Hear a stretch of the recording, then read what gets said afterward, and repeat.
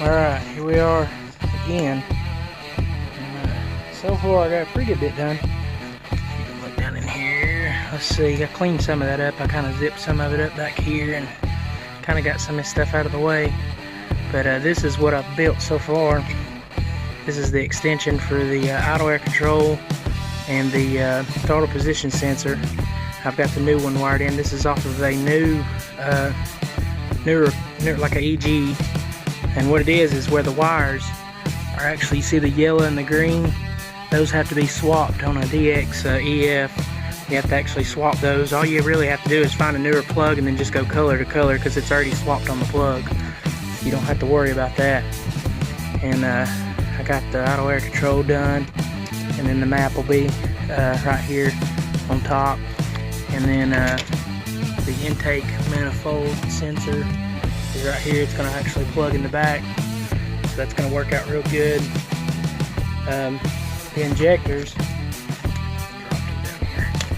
this is the injector rail that I'll be using, and it's pretty much going to be, injectors are going to pretty much set this way like this, and then the wire is going to go down, and then it'll feed back that way.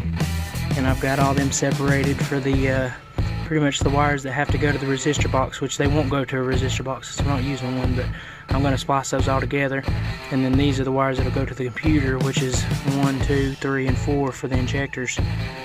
And then down here we got our, which I was going to D-pin these and just pin them in, that way I didn't have to cut, but I didn't. I tried to D-pin it and it would not, the actual DX plug would not D-pin.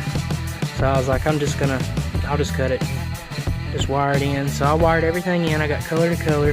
I even did, you got to make sure on these two that you go, there's two white wires. One of them's thicker than the other. You got to make sure that you don't mix those up. And I've got those right. And then these are going to be the crank position sensors for the wires that go to the ECU. Those are going to feed up and go in with the injectors. And then once I got all that done, all I gotta do is do my plumbing work for my water and stuff. Make sure the idle air control valve has water, and then should be about ready to put the manifold on. And then I gotta get in the computer and start moving. I gotta move a couple from one point to another, and then I've got to add the wires that I'm gonna actually go back in with for the injectors. I gotta add those, or take those out and then add those into the plug, and I'm going to just D-pin those and pin those back in so I don't have to splice.